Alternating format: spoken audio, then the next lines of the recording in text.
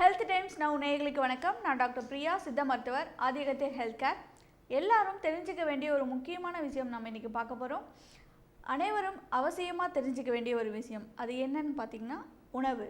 உணவில் நம்ம எந்த உணவு கூட எந்த உணவு சேர்த்து சாப்பிடக்கூடாது, அப்படி சாப்பிட்டா என்ன ஆகும், உடலுக்கு என்ன பிரச்சனைகள்லாம் உண்டாகும் அப்படிங்கிறத பற்றி தான் நம்ம இன்றைக்கி பார்க்க போகிறோம். ஸோ சில வகையான உணவுகளுக்கு ஒரு உணவுகளுக்குமே ஒரு வீரியத்தன்மை இருக்குது நமக்கு. அதே போல் சில 2 உணவுகள் சேர்த்து சாப்பிடும்போது 2 அல்லது 3 உணவுகளோ சேர்த்து சாப்பிடும்போது அது வந்து விஷமாக மாறத்துக்கு வாய்ப்புகள் இருக்குது. விஷம்னா ஹெவி பாய்சன் நீங்கள் நினைக்க வேண்டாம்.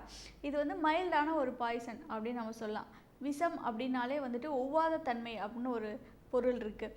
ஸோ 2 விஷயங்கள் சேர்த்து சாப்பிடக்கூடாது அப்படின்னு வந்துட்டு சித்த மருத்துவத்துலேயும் சரி, நம்மளோட காலங்காலமாக நம்ம பின்பற்றிட்டு வரக்கூடிய சில உணவு முறைகள் நம்மகிட்ட நிறையவே இருக்குது. அதை நம்ம பார்க்க போகிறோம். அதில் முக்கியமாக நாம் இப்போ பயன்படுத்திட்டு இருக்கிறது பார்த்திங்கன்னா கோழிக்கறியும் தயிரும். கோழிக்கறி ஆகட்டும், அசைவ உணவாகட்டும், அது கூட வந்து நம்ம தயிர் சேர்த்து சாப்பிடக்கூடாது.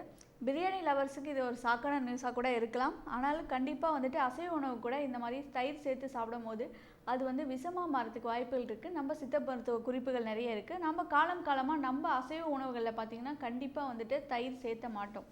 ஸோ அப்படி தயிர் சேர்த்து சாப்பிடக்கூடிய உணவுகள் அல்லது தயிர்லேயே நல்லா ஊற வச்சு செய்கிறது, இது வந்து கறி வந்து சாஃப்டாகணும், அப்போ தான் சீக்கிரம் குக் ஆகணும் அப்படின்னு சொல்லி இப்போ நம்ம சமையல் முறை எல்லாமே மாறிட்டுருக்கு.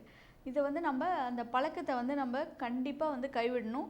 ஸோ அது 2ம் சாப்பிடக்கூடாது. என்ன காரணம் அப்படின்னு பார்த்தீங்கன்னா, இப்போ சிக்கன் ஆகட்டும், அசைவ உணவாகட்டும், அது வந்து நம்மளுக்கு டைஜஸ்ட் ஆக லேட் ஆகும். அதே போல் அது சிக்கன்லாம் பார்த்திங்கன்னா பாடி ஹீட்டு கொடுக்கக்கூடியது. தயிரில் வந்துட்டு ப்ரோபயோட்டிக் நிறைய இருக்கக்கூடியது. அந்த தயிர் வந்துட்டு பார்த்திங்கன்னா குளிர்ச்சி ஆகக்கூடியது. ஸோ 2மே வேறு வீரியத்தன்மை இருக்கக்கூடியது. இது 2ம் சேர்த்தும் போது வந்துட்டு எப்போவுமே அதோட குணம் வந்து மாறுபடும். அது வந்து நம்மளுக்கு இன்டைஜஷனை உண்டாக்குறது, பாடியில் அசதியை உண்டாக்குறது, சில பேருக்கு வாமிட் வருது, இந்த மாதிரியான பிரச்சனைகள்லாம் கொடுக்கக்கூடியது. ஸோ இந்த மாதிரியான உணவுகளை நீங்கள் சேர்த்து சாப்பிட்றத வந்து தவிர்க்கணும்.